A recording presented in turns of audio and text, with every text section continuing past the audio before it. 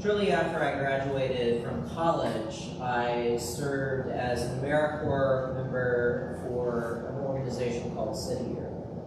Now, City Year takes young adults and puts them in struggling schools to act as tutors and mentors for the children there. And I just happened to be in Washington, D.C., specifically for my time of service.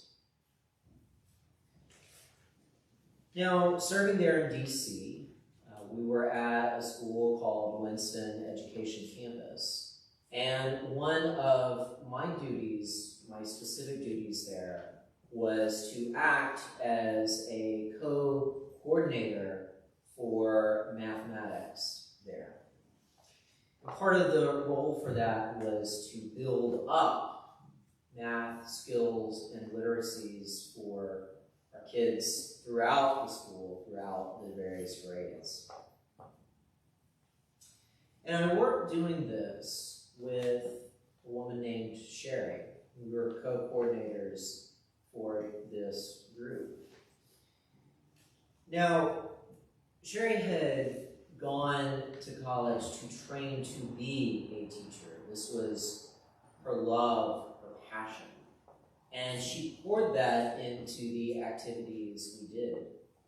Things like we had a huge event for math going around the world. And she put a lot of energy and love into that.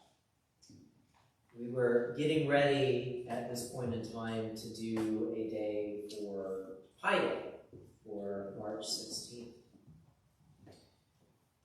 Now, while Sherry had a lot of joy and enthusiasm, I was not planning on being a teacher, so I didn't have the same energy that Sherry had. And to be honest, with the good work that she was doing, I was more than a little jealous. So as we were moving forward with our Pi Day, I did the thing that you should never do when you're in conflict with another person. I sent her an email. Now, when we went home that day, Sherry and I had a long conversation that spanned many stops on the metro. And this was a very important conversation. This could end a friendship conversation. And that's exactly what Sherry told me. What Sherry also told me is looking at me and seeing how much I was hurt by my having hurt her. That was the only reason that we stayed friends. And that was a really good thing, because Sherry and I are friends today. In fact, I share this with her permission, particularly after saying, "You come off great in this, I do not." And in continuing to be friends, Sherry is one of the closest people that I'm still in contact with from our team in City Year. She came to my ordination. We both went to each other's weddings, and I've been there for many of her kids' birthday parties. If she hadn't forgiven me, we would not still have that relationship with one another, even to this day.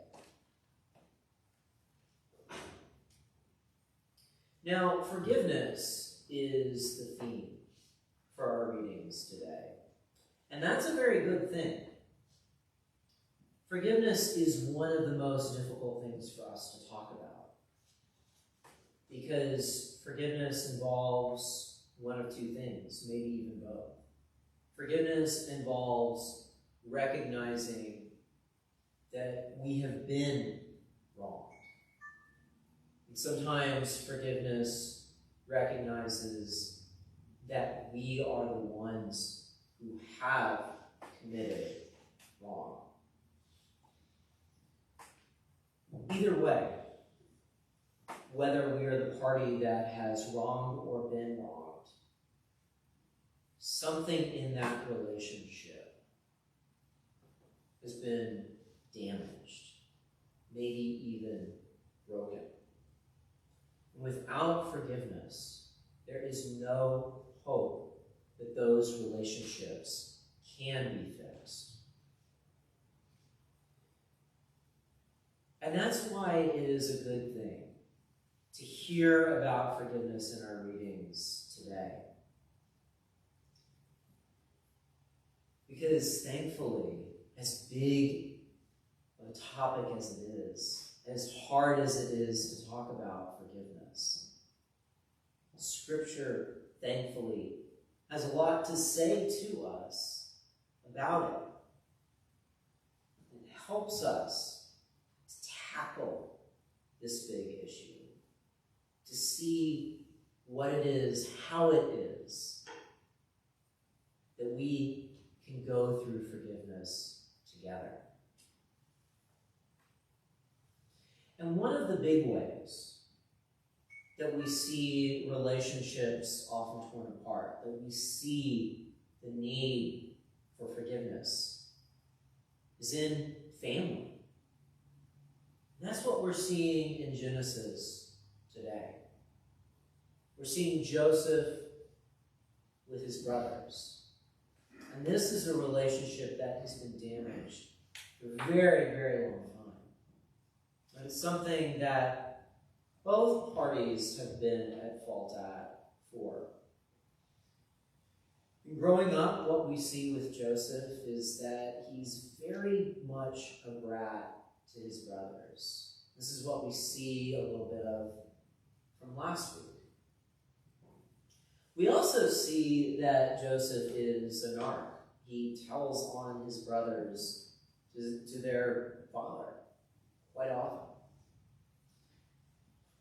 And yet, even with this level of bad things, Joseph's brothers decide to go an extra step.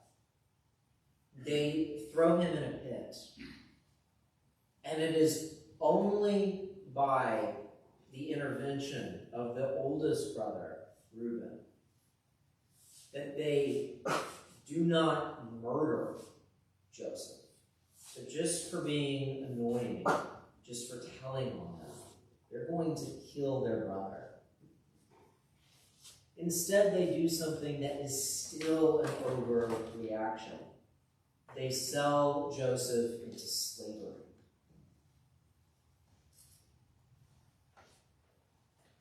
Now, what Joseph tells his brothers is that there is some good that has happened from this. Joseph has risen from being sold into slavery, from being wrongly accused of a crime, to becoming second in command to Pharaoh. Thanks to Joseph's gift for interpreting dreams, he is able, through Pharaoh's dream, to realize that a famine is coming and to take the necessary steps to prepare Egypt to be ready for this, to prepare Egypt even to help the other nations around with their grain that they've stored up to prepare for this famine to come.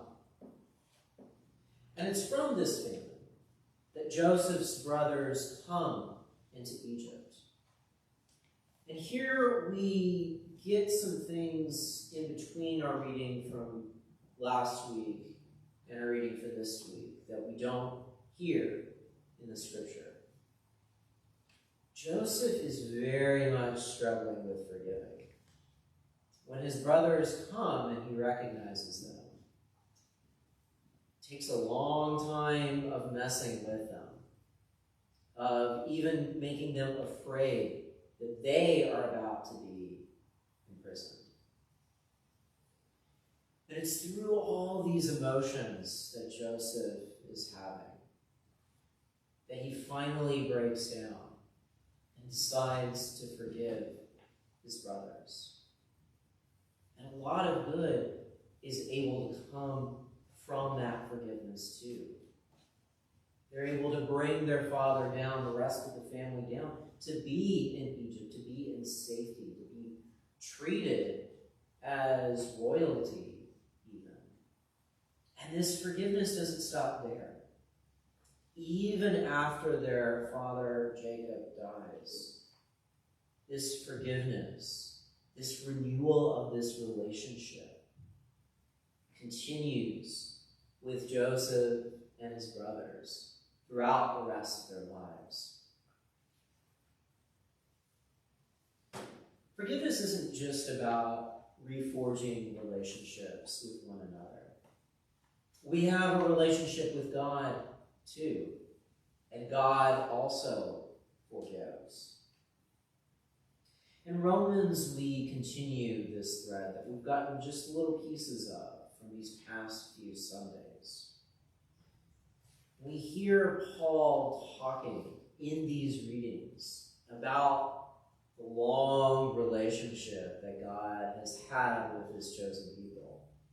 And it's a relationship where time and time again, the ancient Israelites have followed their own ways, followed their own path, instead of the things that God is calling them to do.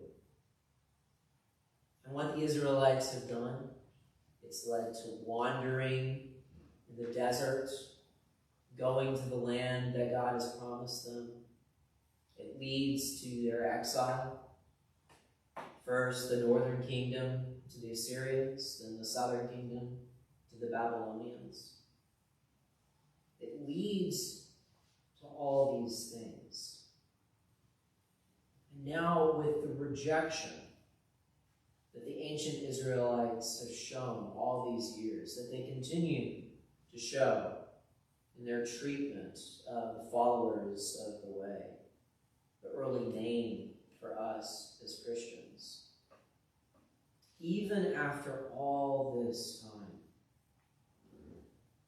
God is still willing to show mercy.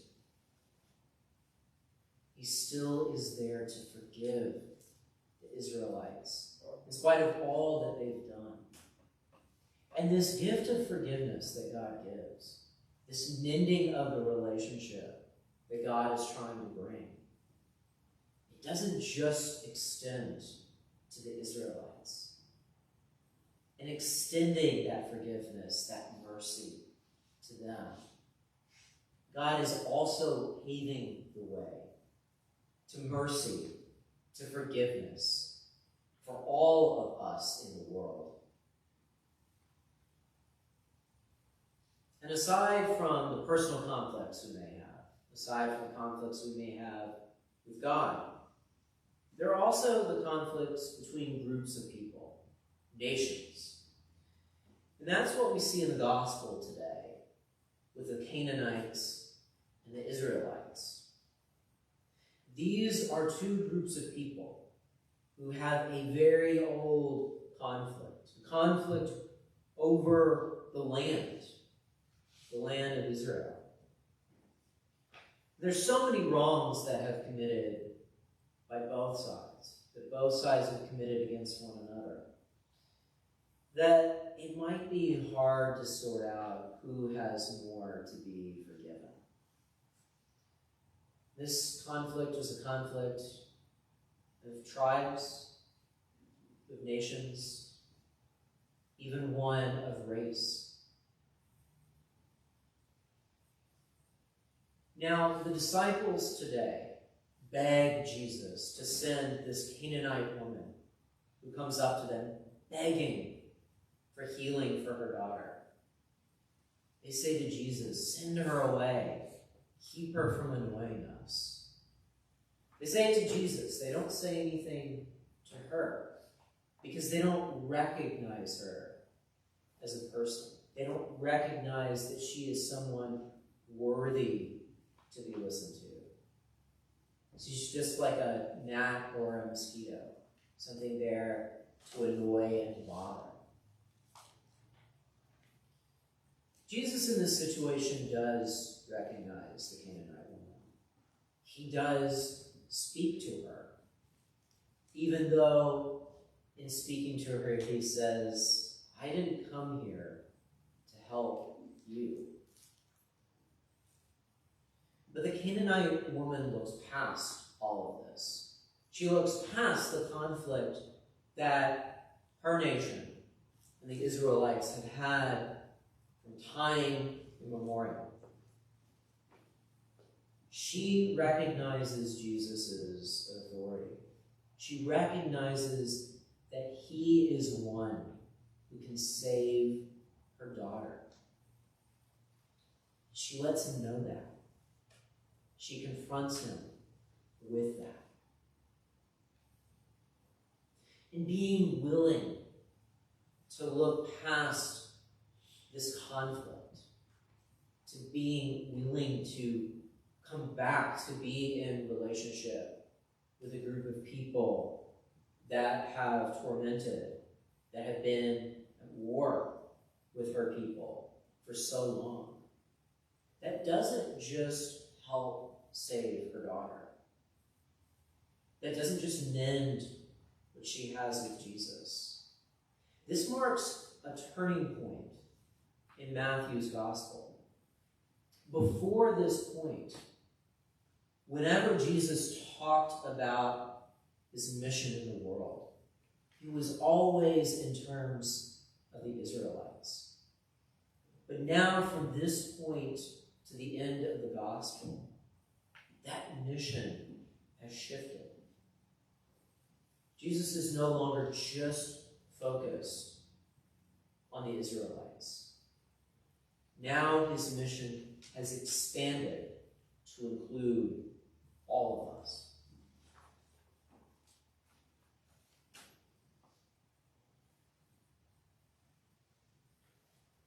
Forgiveness is hard because it recognizes that a wrong has been committed.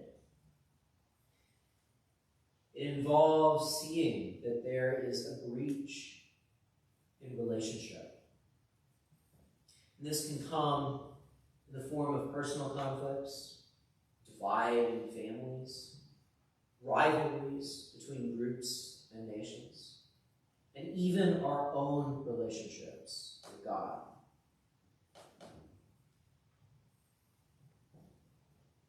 Forgiveness is not an easy path to go on either. It can start with a lengthy conversation of days and months of reconciling our own feelings, our own emotions about what has happened.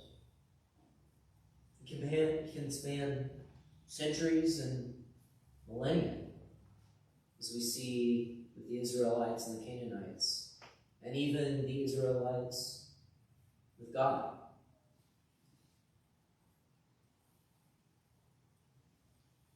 Forgiving means accepting that we have either been wronged or that we have committed wrong, and sometimes even both. And we must ask ourselves in this, how important our relationships are to us. Do we want those relationships mended, even if it means recognizing that something has been broken? Do we feel that it is even worth forgiving or being forgiven?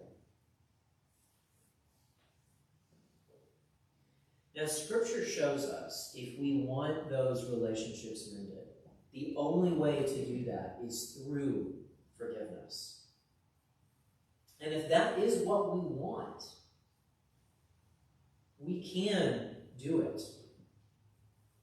And even more than that, what we see in our scripture today is that forgiveness, that mending of relationships, can go beyond just us and do even more good in the world beyond us.